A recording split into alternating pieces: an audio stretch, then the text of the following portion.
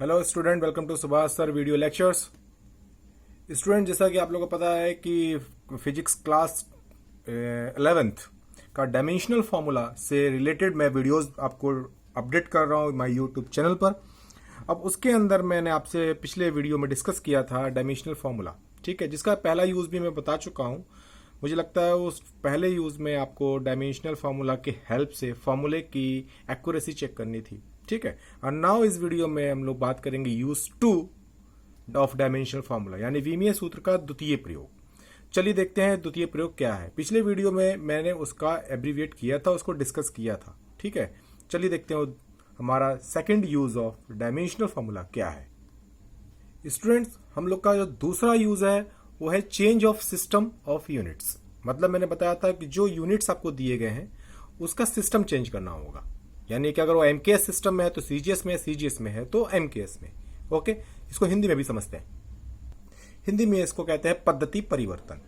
पद्धति परिवर्तन में हम लोग किसी भी यूनिट्स का सिस्टम या पद्धति चेंज करेंगे।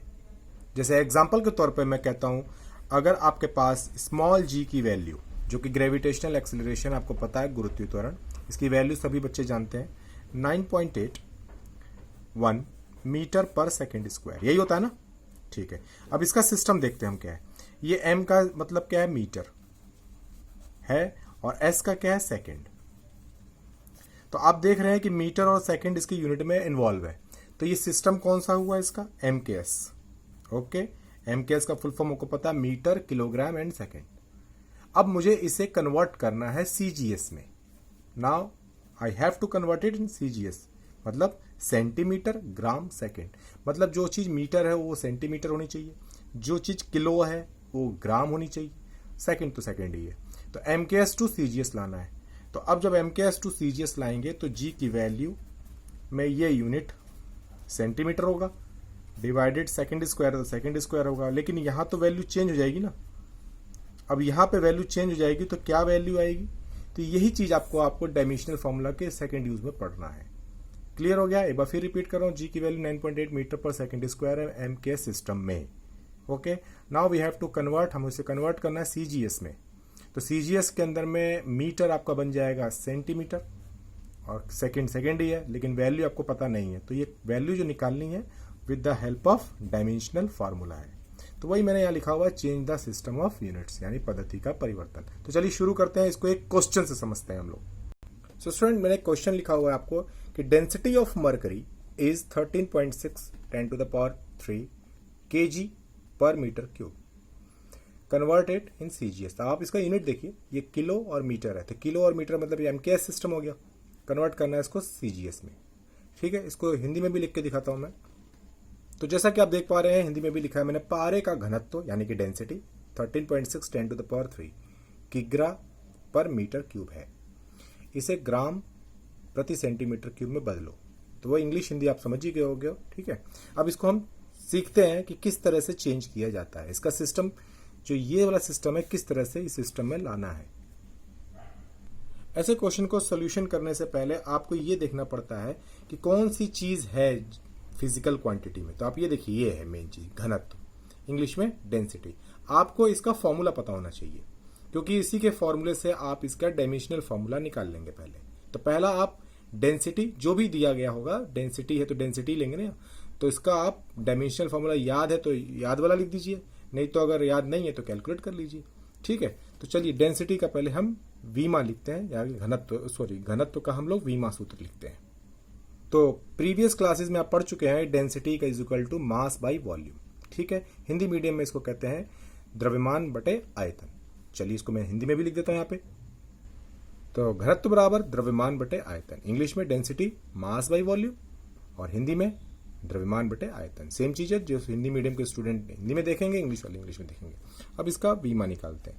आपको पता है मास है, द्रव्यमान, मास या द्रव्यमान को हम लोग कैपिटल एम से शो करते हैं ब्रैकेट में, डिवाइडेड में वॉल्यूम यानी कि आपका आयतन। तो इसको लिखेंगे एल का क्यूब, पिछले वीडियोस में आपको बता चुका हूं। अब ये चला गया ऊपर, एम एल इनवर्स 3। क्लियर है यहां तक। तो अगर आपको ये डेंसिटी का डायमेंशन याद है तो डायरेक्ट लिख दीजिए, अदरवाइज कैलकुलेट कर लीजिए। क्लियर है यहां तक। अब इस डायमेंशन को, ठीक है, दोनों सिस्टम में हम लिखेंगे। यहां पे कैसे, यहाँ देखिए इस तरह से इसको पार्टीशन कीजिए। इस पार्टीशन में आप इस यहाँ पे डायमेंशन में देखिए दो क्वांटिटीज आई है, मास और एल, यानी कि मास और लेंथ। तो यहाँ पे लिखिए m1 L1 इक्वल टू लगाकर, ठीक है। और यहाँ लिखिए आप m2 L2। क्लियर है। ये 1 का मतलब होता है फर्स्ट सिस्टम और 2 का मतलब होता है सेकंड सिस्टम। यहाँ पे आप लिख भी सकते हैं फर्स्ट सिस्टम एंड सेकंड। तो आप देख रहे हैं मैंने यहाँ पे लिख दिया फर्स्ट सिस्टम, फर्स्ट है तो इसलिए 1 1 लगा लिया। अब यहाँ पे मैं लिख देता हूँ second system, this is second system यानी सेकंड पद्धति, इसीलिए मैंने 2 2 लगा दिया। तो चूंकि यहाँ m और l ही इन्वॉल्व था इसीलिए m और l ही लिया गया है।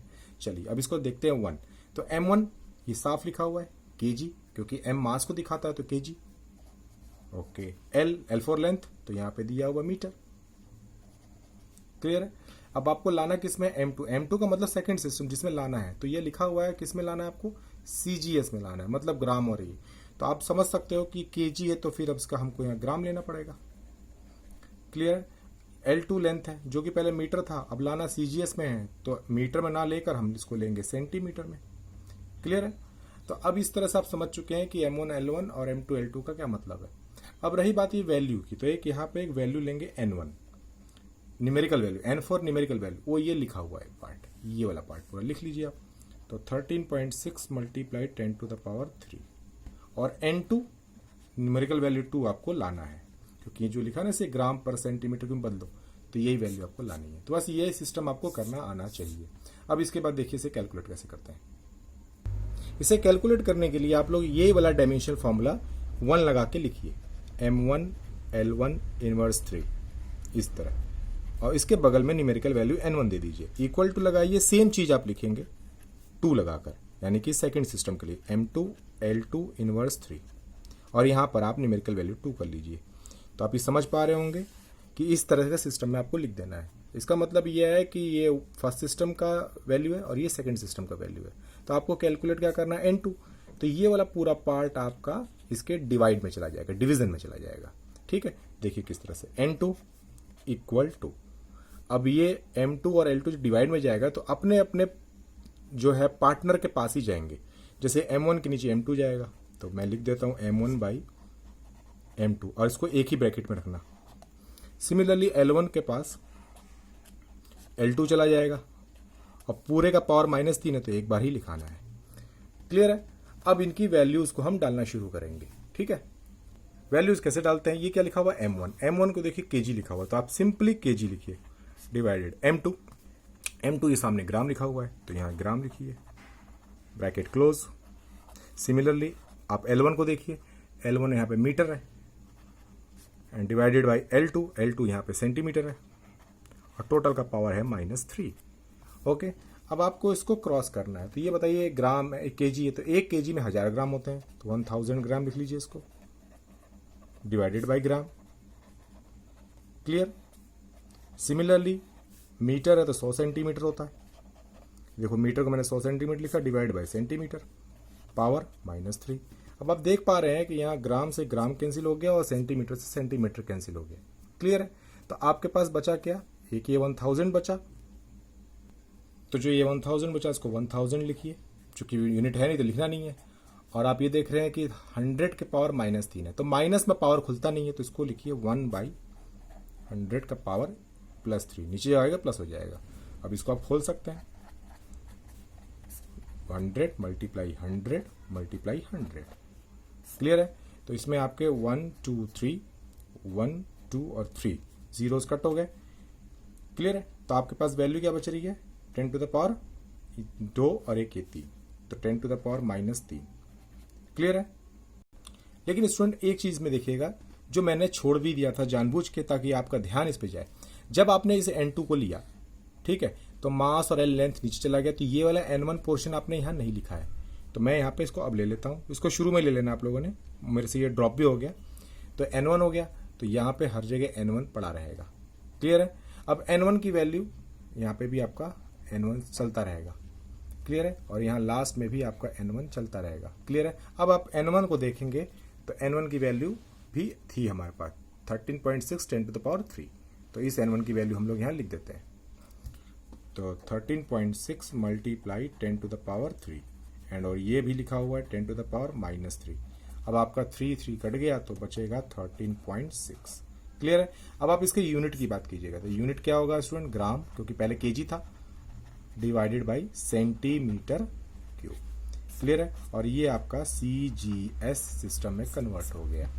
तो पहले आप इस क्वेश्चन को देख रहे थे, ये क्वेश्चन आपका पहले MKS सिस्टम में था कि केजी पर मीटर, अब आ गया है आपका CGS सिस्टम में।